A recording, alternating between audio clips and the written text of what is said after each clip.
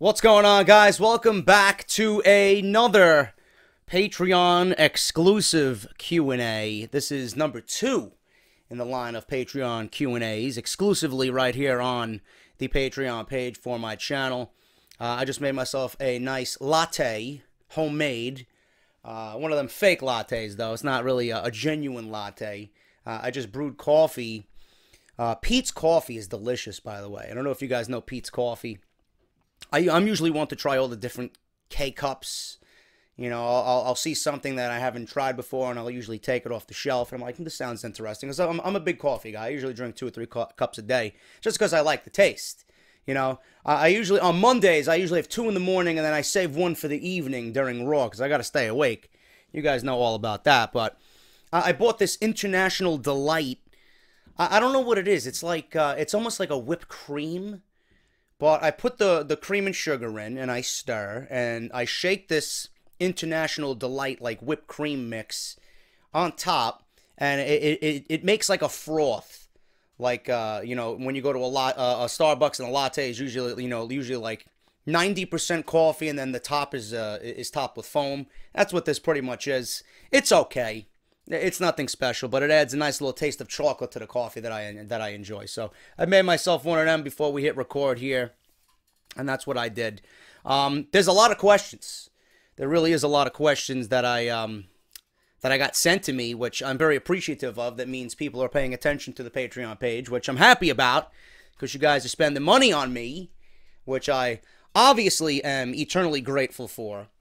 But we're going to try and bang out some of these, man. I'm not going to answer everybody. I'll probably keep it to the same length as the first one that we did a couple of weeks ago, around 40 minutes or so. I usually have fun with these because there's a lot of personal questions in there that I don't mind answering. Music, and obviously you got your wrestling-related questions thrown about. But I want to thank everybody first and foremost for being here with me and just supporting me and showing that love and appreciation for what I do, man. You know, it's very difficult for me, especially in the last couple of months, to put on, you know, a game face and come on here and give you guys the JD that you need and the JD that you guys pay for. But obviously, I don't want to talk about anything personally that's going on with me, but it's taken a lot out of me, man, which it's very difficult to maintain that positivity you see for a 2-hour off the script on a Friday. You know, it's tough to maintain that when the cameras go off, man, because you know, I don't feel good, you know. So I'm gonna try my best to bang these out, and then after that, I'm gonna try and get some other videos done for you guys, and hopefully it comes out well. But I want to start off here with Null Death. He was actually the first one to ask a question here, and it's a wrestling related question. Null Death asks, if you could bring back any WWE championship, which one would you bring back, and who do you have as champion? Now, I don't know if you mean the WWE championship, the main championship, or you're talking about, you know, any title in WWE. I would not bring back any more titles to WWE. You guys, if you've been listening to me, you guys know how I feel about adding more championships. The more championships that there are, the less value the ones that we have are now. You know, it devalues what we have now. But if I was to bring back a specific WWE championship, it would be what you can't see because I got Finn Balor, Bill Goldberg, and AJ Styles Funko Pops blocking the way. But it would be the Hulk Hogan era Winged Eagle Championship belt. That is the most beautiful WWE championship that they have ever had.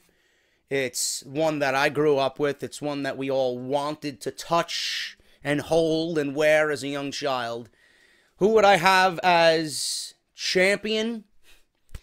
That's tough to say, man. I mean, there's a few people I love there right now. AJ Styles, Shinsuke Nakamura. You know, obviously, you're like, which one would you bring back and who would you make champion? Yeah, any one of those guys would do. You know, I'd love if CM Punk came back and wore that championship belt. But if you're asking what WWE championship, it would definitely be the Winged Eagle belt, because that's the most beautiful championship belt I think WWE has ever presented and has ever had in company history. DMass316X, JD, do you find yourself doing the Kevin Dunn impressions about things in life? Like if you see something crazy, do you do the voice in your head? No, I don't do Kevin Dunn or the arm fucking flailing or the teeth. I don't do none of that in real life. I only keep it to wrestling related content when I'm on Off the Script, Raw, SmackDown, NXT reviews. I don't do it anywhere outside of my podcast. I think it would look absolutely ridiculous, but it's always in the back of my mind. It's always in the back of my mind. I'm always thinking about things to talk about and apply the Kevin Dunn situation to. So it's just mainly right on the podcast. HJ the Survivor asks, what got you interested in Calvin and Hobbes? And which of their comics is your favorite? I don't really have a favorite.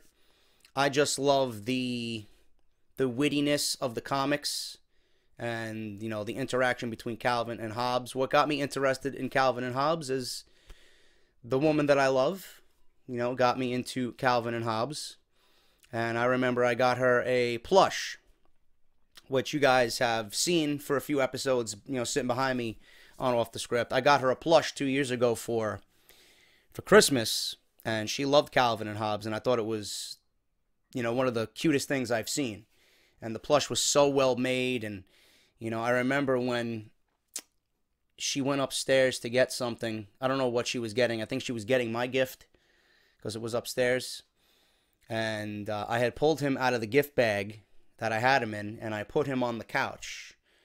But, you know, she didn't see it because she had gotten down the staircase. She had my gift. She sat down next to me, and I had him sitting there. She was like doing something on the floor, so I reached behind, and in a nice inconspicuous way, I reached, you know, sneaking around. I put him on top of the couch, and he was just sitting there.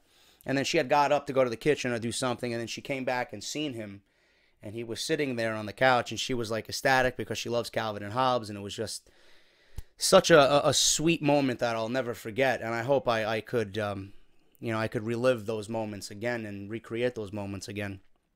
But she was thrilled about it, and she's had it for 2 years, and she sleeps with it every night, which makes me happy. And I actually got myself one as well because Hobbes, the reason why I stress Hobbes so much, and I don't want to get emotional. You know, the reason why I stress Hobbes so much and I post him a lot on Instagram is because it's a symbol of our love. And Hobbes itself means a lot to me. And I sleep with the same stuffed plush every night because it's something that reminds me of her. And she does the same. And it's just one of those things, man, that's very special to both of us. It's special to me. You know, we play around with them. We kind of bring them to life when we're together, which hasn't happened in a little bit. But that's the reason why I am big on Calvin and Hobbes. It's because of her. You know, it's a very special symbol to both her and I. And I do sleep with the stuffed plush every night because it does remind me of her. That's it's the best reason or the best answer I could give you. And it's very important to both of us. It's important to me too. DMass X again. How did you go about quitting your job at the jewelry store and your contact with Otis? I just took 2 weeks off. I used the rest of my vacation days. I didn't tell them what for. My boss knew what I was going through, and I took an extended leave of absence. And that was pretty much it, man. Otis, I think Otis was fired from my contact with some of the people there. And I do have an open door to go back because I was well liked. And my manager knows what I'm going through, and she says if I ever need anything from her, just contact her. And she's been very nice and supportive during my my entire ordeal. But I just took a couple weeks off, and then I took an extended leave of absence, and that was it. It's pretty much it, you know. But I do have an open door to go back. Let's see what we have here. Alexander, he asks, hello JD, what 5 songs are a must listen in your opinion? That's a tough one, man. You guys know I love Symphony X and Alter Bridge. I mean, Blackbird, easily my favorite song of all time by Alter Bridge. Absolutely must listen. The Last Hero by Alter Bridge, title track off their last album, must listen. Fortress, the title track off their last album, is must listen. The one before Last Hero. Kiss of Fire by Symphony X, probably one of my favorite Symphony X songs. Those are four I know off the top of my head that, mean a lot to me. You could even go and listen to, I'm trying to think of a really, really good power metal song that I really like. It's tough, man. You know what? I'm gonna look it up right now because I got my Spotify open, because I usually listen to music when I'm editing videos. There's a power metal song that really got me into power metal. And when I heard it, I was like, holy shit. It's called Evil. Evil by Heavenly. The band name is Heavenly. It's off the album Dust to Dust. And it's the second track off that album called Evil. That's one of the first songs that I heard that really got me into, like, really symphonic power metal, because I love that epic shit with, like, the fucking, the opera behind it and the whole epic grandeur of it. Those songs where you listen to it and it's like you're fucking riding on horseback into the fucking open fields ready to battle a dragon. So I really like that type of shit. It just gets me really pumped. Another one, too, the first Symphony X song that I've ever heard was off the Odyssey album. It was called King of Terrors. And that was the first Symphony X song I heard. And there was just something about that song where you got the piano playing, and then you got Michael Romeo fucking doing a barrage of fucking guitar riffs to the same rhythm of the fucking piano. And the piano sounds evil. I listened to that, and I remember exactly where I was when I listened to that. I was over my friend Ariel's house many, many years ago. I think it was like a year after the album came out. I heard that. I'm like, who the fuck is this? This sounds great. And Symphony X, fan ever since that album. And then obviously from the Odyssey, I went backwards because I loved the Divine Wings of Tragedy. And then I went forward. But my favorite Symphony X stuff is what they're doing now. It's more straightforward. It's heavy. It's still got that epic grandeur to it. I think they're fantastic. And I think Russell Allen's one of the best vocalists in music, period. So any one of those songs, go out and listen. Go out and download. You're not going to be disappointed with any of that stuff. My good friend Bella Vita 718, she asks, what are your top 5 favorite TV shows of all time and top 5 favorite movies? Sorry, it's a 2-part question. For you, anything. My top 5 favorite TV shows of all time. It's tough to do a top 5. I can only tell you ones that I know that have stuck with me, all these years. Seinfeld for sure. I absolutely love Seinfeld. I know it's not everybody's cup of tea, but I love I just love the wittiness of Jerry Seinfeld. Obviously, you got George. George is just an oddity where you can't help but laugh. Kramer's fucking just Kramer. The ludicrous bullshit that they get themselves into, man, it's just hilarious. I just love it. I think it's one of the best TV shows ever. Hercules, The Legendary Journeys with Kevin Sorbo. The best Hercules iteration ever. I don't want to hear nothing from anybody else, man. I loved that show. That show was so great. My grandpa, when he was around, loved that show. We used to watch it together. I also loved Xena, Warrior Princess. Not to take away anything from Hercules, but sometimes Xena was better than Hercules. And those dual episodes where you had Xena in the Hercules episodes and the Hercules in the Xena episodes, those were fucking great, man. Those were so great. I was huge into Family Guy, like, before it got, into, like, what we're getting now. Like, maybe seasons, like, 3 through 8 were fucking fantastic.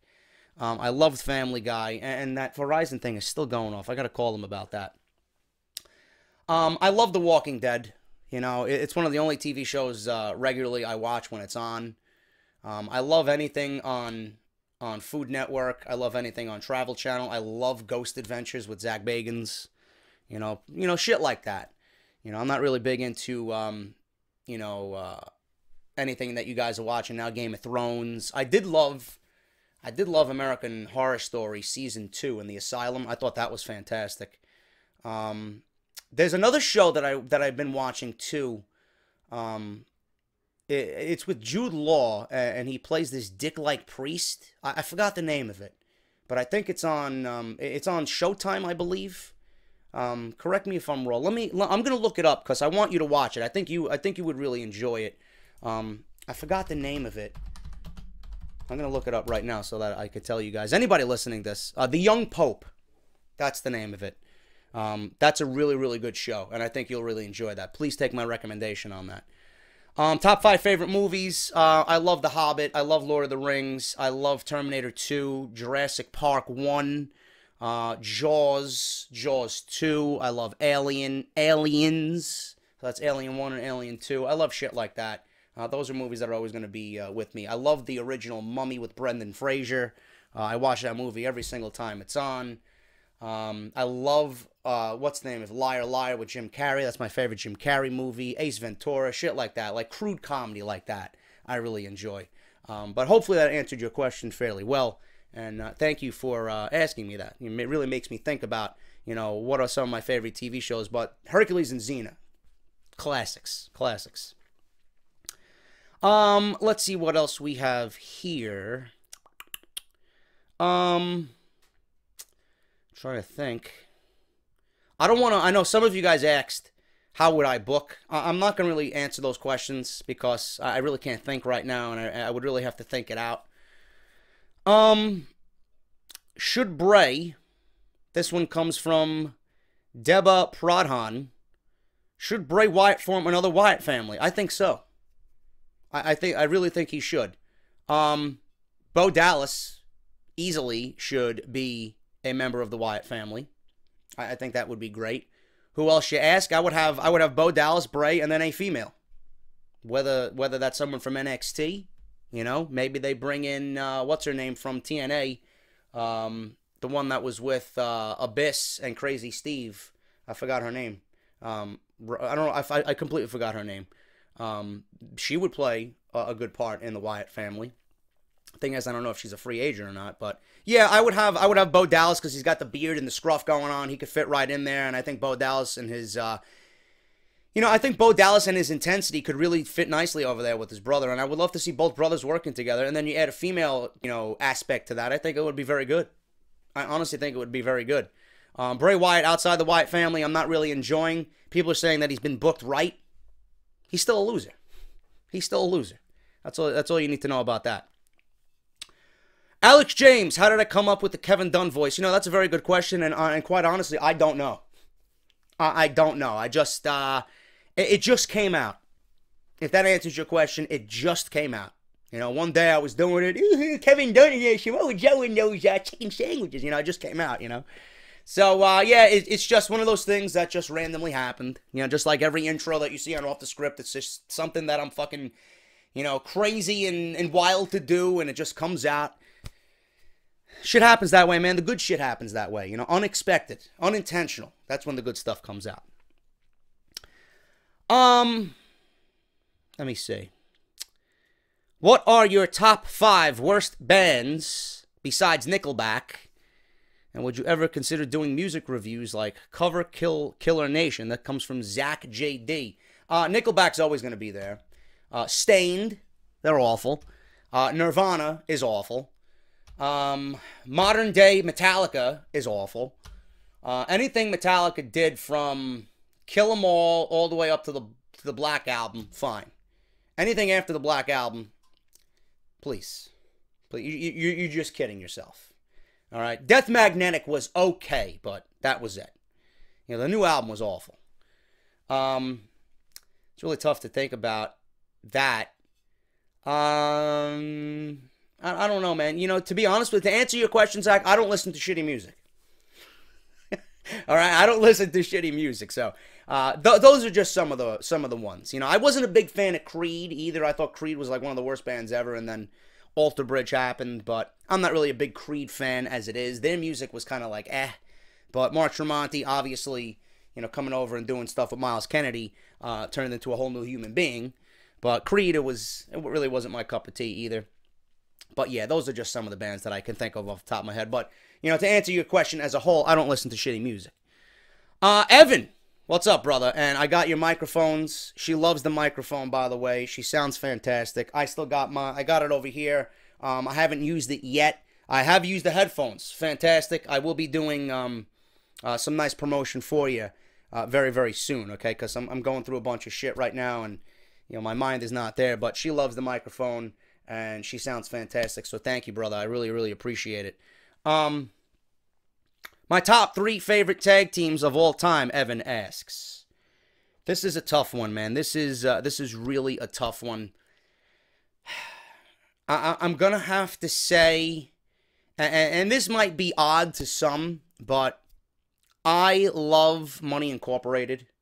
I thought Money Incorporated was like a quintessential tag team. You got the $1 Million Man and you got IRS. You know, back in the day growing up watching that, I'm like, that's a fucking perfect pairing right there. You know? I loved Demolition. I thought Demolition was fucking great. I loved the Hart Foundation. And it's really tough to pick a top 3. I loved the New Age Outlaws. I loved the Hardys. I guess those would be my top 5 favorite tag teams. I answered your question plus 2. So there you go. Those are my top 5 favorite tag teams. You know what? To be honest with you, even though it was a short-lived tag team, I just love the pairing of Rated RKO too. I love the pairing of Edge and Randy Orton. It's like one of them fucking super teams that is just so great, you know. So if I wanna add another one, and like what is your favorite super team tag team? I'll probably say Edge and Orton. Rated RKO is fucking fantastic. This is from Beth Liebig. She asks, if you were stuck on a deserted island with Kevin Dunn and Roman Reigns and had to resort to cannibalism in order to survive, who would you feast on first and why? This is, of course, assuming Kevin Dunn doesn't gnaw on you with those beaver teeth first. I would probably have to go with Kevin Dunn first. I would have to probably eat Kevin Dunn.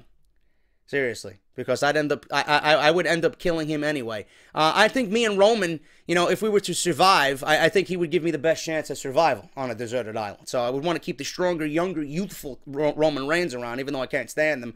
And I'd probably have to kill off and eat the remains of Kevin Dunn. You know, so there you go. I wonder how those teeth taste, nice and fucking crispy over an open fire. Hopefully that answers your question. Let me see here. Juanita Mosley, what is your ideal woman? My ideal woman is the woman that I'm in love with right now. That's all I'm going to say. That is my ideal woman. Zermit, do you like group party games of the non-video type? If so, which? Be it a card, board game, dice game, etc. I love Monopoly. And I love that fucking card game, Cards Against Humanity. I think that's hilarious. I think it's fantastic. Because when I drink, I get witty and sarcastic, and everything that I say is just fucking funny, the way I deliver it. You know, I love that game. That's probably my favorite right now. Out of most recent games, that's probably my favorite, Cards Against Humanity. Anthony Harper, how do I deal with stress of everyday life? That's a good question. I don't know. I barely get by every day, man. Listen to some music. I cry 2 or 3 times a day. I just let the emotion out. I go see my parents. I take a walk around the neighborhood. You know, nothing out of the ordinary. I work on the channel to the best I can. It is tough, though, man. It really is tough. But just those simple things. You know, I was going to the gym a little bit. Some people said I have lost weight. I was going, and then I just stopped going because I've just been so down and depressed. But those are just some of the, you know, the normal everyday things that I do to deal with everyday life. Let me see. We got Horse. I got your question, bro. I'm not gonna answer that question, bro.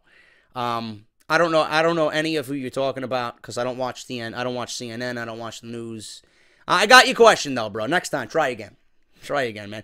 Use that same form of question, but use people that I actually give a shit. Roseanne Barr, Chelsea Clinton, bro. I'm not answering that question. I'm not answering that question, bro. Hopefully, you'll ask me the same form of question, but with actually, that's actually a little bit more thought-provoking. Just going to throw that out there. Let me see what we got here. What would happen, Daniel Lackus asks, what would happen to the product if Vince McMahon and Kevin Dunn were to resign tomorrow morning? It would be better. Simple as that, man. It would be so much better than it is now. Let me take a sip of this coffee. Very good, man. John Hawk, he asks, I don't know, this is more of a suggestion, for Get Off My TV version 2.5, I'd put Stephanie McMahon, Otunga, JBL, and add Sabretooth Dunn. Well, I want to save Sabretooth Dunn for a t-shirt of his own. But Stephanie's going to be coming back to television. She's definitely going to be there. JBL, definitely going to be there.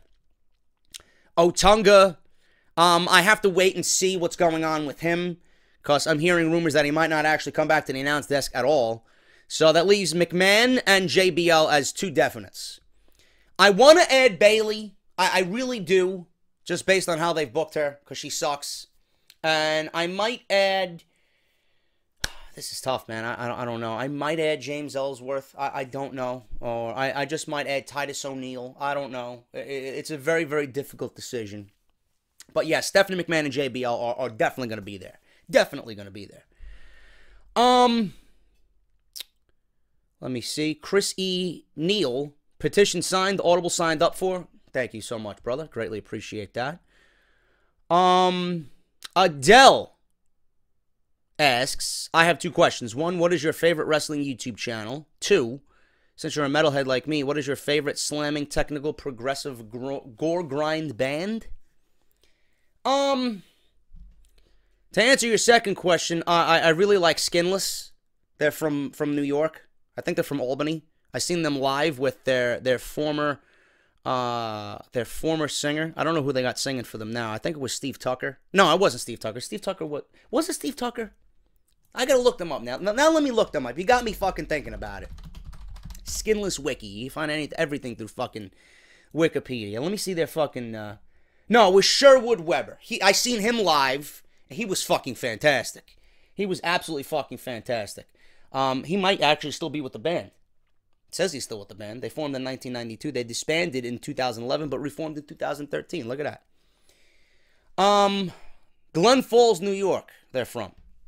Good old grindcore from New York. I also love Dying Fetus. I think John Gallagher is a fucking mastermind who doesn't get enough appreciation. So that answers that question. My favorite YouTube wrestling channel, I really enjoy watching Grimm's Toy Show when I have time. I like Brian Zane and his knowledge. I do like Adam when he talks about how to book a certain something, and I do like their top 10s when he does it. So those are my three favorite channels. I'm not gonna add Joe in there because I watch Joe by default because he's someone I work with, but you know, those are my three favorite non-Joe Cronin YouTube channels right there. Let me see. D-Mash, you had 3 questions in there, bro. Take it easy. Take it easy, man. Finney Armstrong, what is your favorite beer or beverage of choice? 3 Philosophers by Omegang Brewery in Cooperstown, New York. I hope to take a trip to the brewery someday soon. Brooklyn Brewery is very good. I would love to go this summer. But I also love Southern Tier Brewery. I love their Pumpkin during the fall. I love Victory as well. Victory has Sour Monkey, which is fantastic. I love Troegs, who has Mad Elf, my favorite holiday beer. So those are some of my favorite breweries. But my favorite beer is, and has been for the last several years since I've been drinking beer, 3 Philosophers by Omegang Brewery. I highly, highly recommend it. Mikey Ferro, where were you on 9/11 when that happened, and what was your reaction to Mike Piazza's home run against the Braves in the 8th inning in the first game after 9/11? The home run from Mike Piazza, I don't remember, so I can't really answer that question. But where I was on 9/11, I was actually working in the Bronx at a radiology center, a cancer center, as a receptionist because I was just out of high school. I think I was 18 or 19 years old.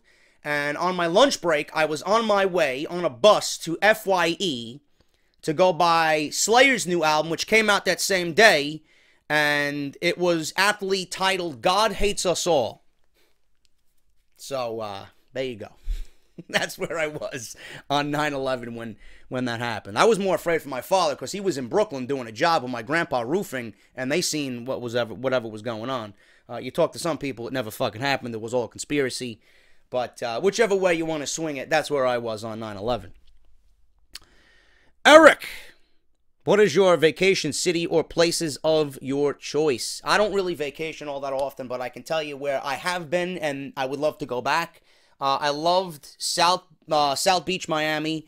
I loved San Diego. I love downtown San Diego and Pacific Beach. Loved it, man. If there was a perfect area for me to want to go live, it would be that, but it's just way too expensive. Vegas, I spent 4 days in Vegas. I didn't get to do half of the shit I wanted to do in Vegas. I went out there with a bunch of buddies several years ago. Had a really, really good time. Drunk every night I was there. Definitely want to go back. I'm going to try and do New Orleans again for WrestleMania this coming year in 2018. I just love getting away to Atlantic City down at the Jersey Shore. It's very peaceful, you know. I'm very familiar with it.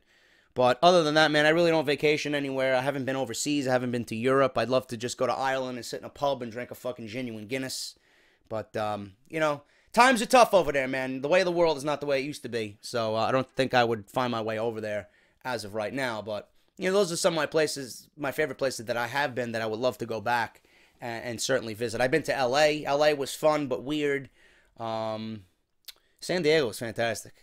I would love to go visit San Diego again because I only spent like a 3 or 4 day period out there. One of those days was in L.A. We went to go see Jimmy Kimmel because that night we went to go see Jimmy Kimmel. They actually had Slayer playing in the back lot of their studio. They had a whole fucking concert, so we went because me and my guys were big Slayer fans. So that was pretty much it, man. I definitely want to try and vacation more. If the channel and the monetization picks up, I'd love to go, you know, just explore and just get out there, you know. But right now it's a little tough with the way things are going. Brian James, hey, the songs you recently posted from Spotify on Twitter are fucking great. Can I follow you on there? I guess you can, man, if you can find me. I don't even know what my my Spotify account is. It's just JD from NY206. I guess you can follow me if you want. You know, and thank you. All the songs that I've posted on my Twitter the last couple of days have specific meaning, you know, so they're very close to my heart, man. Thank you so much. We have a 2-part question here. And I don't know if you guys heard that. My stomach, man. I haven't had anything to eat all day. JD Venom has a 2-part question. As an aspiring wrestling YouTube content creator on a second channel first channel I have over 5,000 subs in 3.5 years. And this channel, new channel, I just began a couple of months back with just over 100 subs. I'm not experiencing the growth that I think I should be having despite putting up high quality videos 7 days a week. Not to mention still managing my other channel as well as 7 days a week. With YouTube basically blacklisting wrestling content channels and with me not getting any views or subs gained for my efforts, should I just keep going and rolling with the punches and continue? Or should I stop what I'm doing and just focus on one channel only? Thanks, JD, in advance. Would love to hear your insight from another JD. Second question is a much shorter question. Have you heard of OSW Review on YouTube? I believe they were at WrestleCon this year in Orlando. Have you been able to conversate or seen any of their content on YouTube? No, I don't know who they are, and I haven't seen them at WrestleCon. That answers that question. But as far as you, I tried to do the second channel thing too, and it's very difficult to manage 2 channels. That's why I usually keep everything to 1 channel. I know Chris Denk was trying to do 2 channels as well. He's doing everything on the 1 channel. It's very difficult to manage 2 channels. It is not your fault about you not gaining subs, and it's not your fault about you not getting any views. Okay, YouTube has blacklisted wrestling content, meaning in all ways through the search and the algorithm. It's not pushing content to the search. Okay, it's going to push WWE because WWE is a YouTube partner. That's it. That's easy. Okay, everybody else is getting fucked over. I know for a fact because I'm not gaining as much subs. I was gaining anywhere between 80 to 100 subs a day. I would be at 85,000 subs right now if it wasn't for this bullshit. Right now, I'm gaining 10 to 20 subs a day because my channel is not being recommended. Yes, wrestling content is not being recommended. My channel is not dying. My channel is not going anywhere. I'm going to stick through it because I love doing it. I'm going to stick through it. But it's not your fault. It's not our fault. It's not the community's fault that nobody is growing. Okay? And obviously, the bigger guys are growing because they do a bunch of other shit and, you know, whatever else they got going on. They got hookups, they got connects, whatever the case may be. But channels like mine, Tom Cushney and Brian Zane, we're not seeing the growth that's there. Stephen Larson, we're not getting the growth because they're not pushing that type of content out. So it's not your fault. Okay? Manage one channel only. When I get back into gaming, which hopefully is with Destiny 2 and streaming and Call of Duty World War II, and then WWE 2K18, that's when I'm thinking about picking up the gaming thing again, But manage one channel, it's a lot easier. 2 channels is very difficult to do, Some people say that it could be a downfall for a channel to put so much content because you're going to differentiate the crowds, but listen, if you're a supporter of mine, you're going to watch anything that I do anyway, so it is what it is. But don't do 2 channels. It's very difficult to do. I wouldn't recommend doing 2 channels unless you're like one of these big guys with 1 million subs and you can afford to do something like that. Because right out of the gate, you got a 1 million sub channel that's your main channel, and then, you can easily get 50,000 subs to 100,000 subs in 1 week if you keep pushing it, and you got people to sign up over there and subscribe, and whoever wants to see that type of gaming content, fine. Walkthroughs, Let's Plays, anything that's not on your main channel. I'm not going to do it right now. It makes no point. Or it makes no sense, but I say keep it to one channel and just, upload wrestling. People want to watch the wrestling, they'll watch. If you're uploading gaming, people want to watch the gaming, will watch. If they're a fan of you in general, they'll watch anything you upload. That's just the way I see it. So I would say keep it to one channel.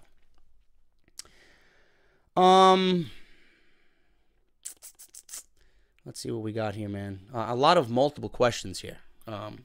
Some of which I answered already.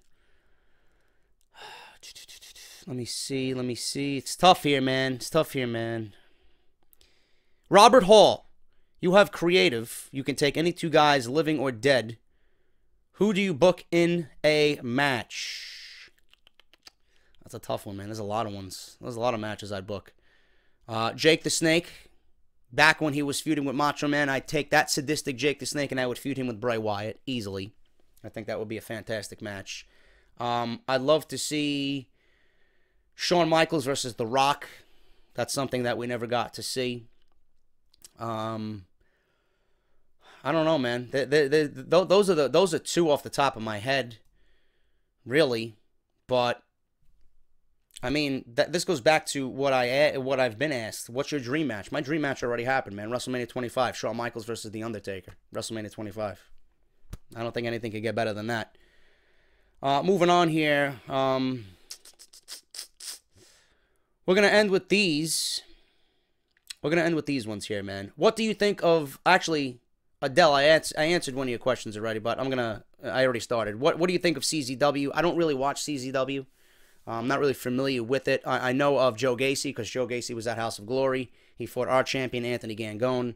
I know Leo Rush was a CZW champion. They took it off of him immediately the next night after he won it. He's in House of Glory. He's our Crown Jewel champion. So they got some decent talent over there, but I'm not too familiar with the company as a whole.